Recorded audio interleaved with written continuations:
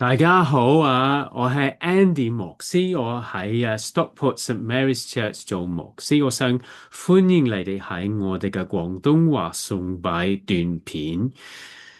我哋會用8個部分去學習新約嘅故事。今日我哋會講關於第一個部分係耶穌嘅出生。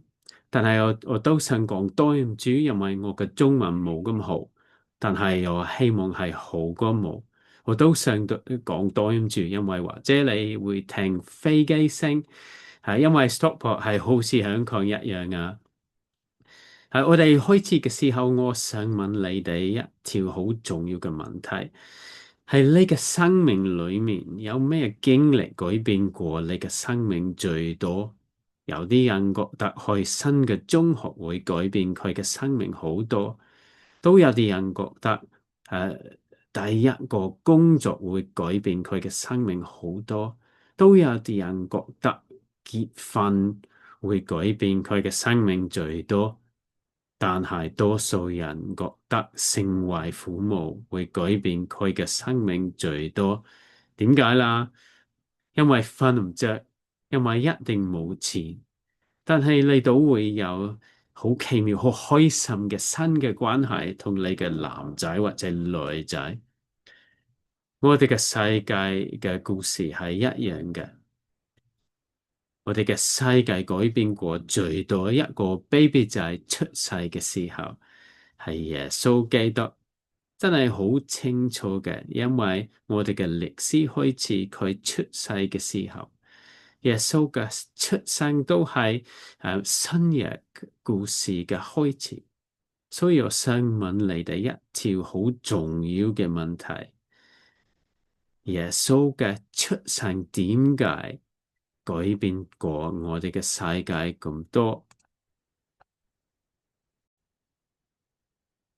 第一個原因係耶穌嘅出生俾我哋睇神係信實嘅，喺舊約裏面佢認許過，俾佢嘅獨一嘅仔喺我哋嘅黑暗嘅世界裏面，耶穌出生嘅時候，真係俾我哋睇佢係信實嘅，佢認許一啲嘢一定會做。係路加福音第一節章第69至70節，我哋學到呢啲嘢。在他僕人大衛家中，為我們興起了拯救的國，正如主藉着古時候聖先知的口所說的。係哥林多後書第一章第20節，我哋學到一樣嘅嘢。神的應許不論有多少，在基督都是是的，所以我們藉着他說阿們，使神因我們得榮耀。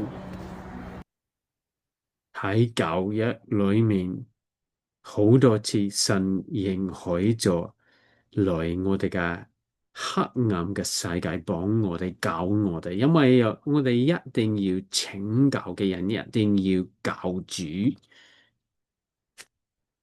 呢個原因係因為耶穌來做我哋嘅救主，係馬太福音第一章第21節，一個天使同埋約瑟講咁樣啊。馬太福音1章21節，他將要生一個兒子，你要給他起名叫耶穌，因他要將自己的百姓從罪惡裏救出來。都係路加福音第2章第11節，第一個天使講。路加福音2章11節，因今天在大衛的城裏，為你們生了救主，就是主基督。我哋每一個人犯罪，我哋唔可以救自己，我哋唔可以拯救自己。但係耶穌來過嘅時候，呢個從來冇做錯嘅人，呢個冇犯罪嘅人，佢為我哋每一個人而死，所以每一個悔改，每一個跟住佢嘅人會得到原諒。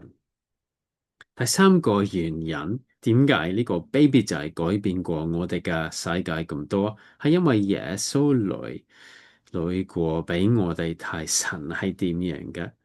喺舊約裏面，好少人好似摩西見過神，好多人好驚，好怕神。但係喺舊約裏面，神成為人，所以我哋可以見到佢係點樣嘅。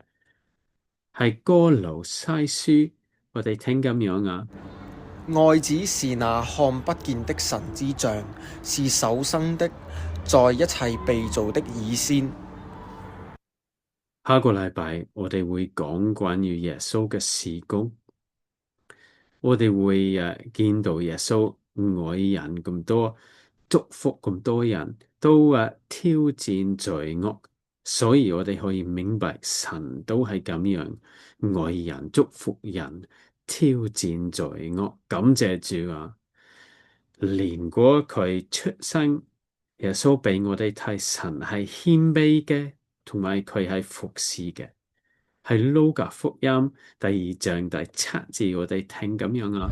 路加福音2章7節，就生了頭胎的兒子，用布包起來，放在馬槽裏，因為客店裏沒有地方。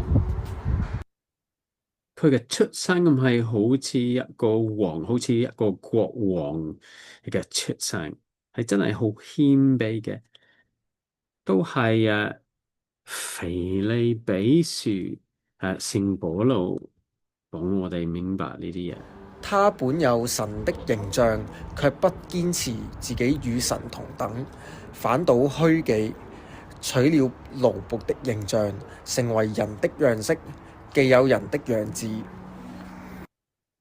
聖保羅講我哋明白耶穌係服侍嘅王，真係好謙卑嘅人。所以真係鼓勵我哋每一個人互相服侍，唔係服侍自己。所以我想總結呢啲嘢，耶穌嘅出生幫我哋俾我哋睇神係信實嘅，都幫我哋明白耶穌係我哋嘅救主，都幫我哋明白耶穌嘅出生俾我哋睇神係點樣嘅愛嘅、讚美嘅、謙卑嘅。而家我哋有幾個應用嘅問題，我哋可以討論呢啲嘢。你可以 pause 你嘅 screen 講呢啲嘢。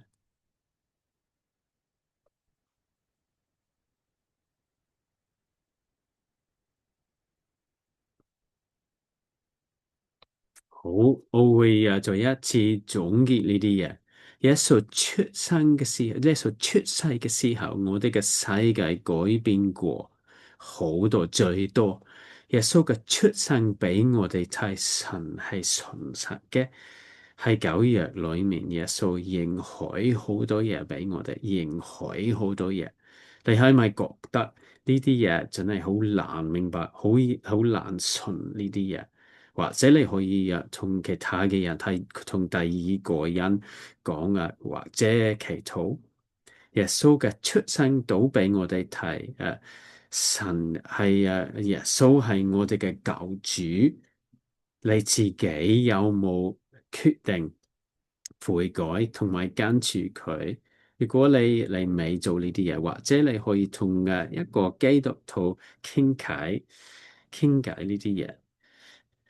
耶穌嘅出生都俾我哋睇神係點嘅一個服侍嘅王。你可唔可以服侍其他嘅人，或者用神嘅方法？譬如係你嘅教會，喺我哋嘅教會裏面。好，我想為大家祈禱。主耶穌，我多謝你，我多謝你來過喺我哋嘅黑暗嘅世界裏面，幫我哋係做到我哋嘅救主。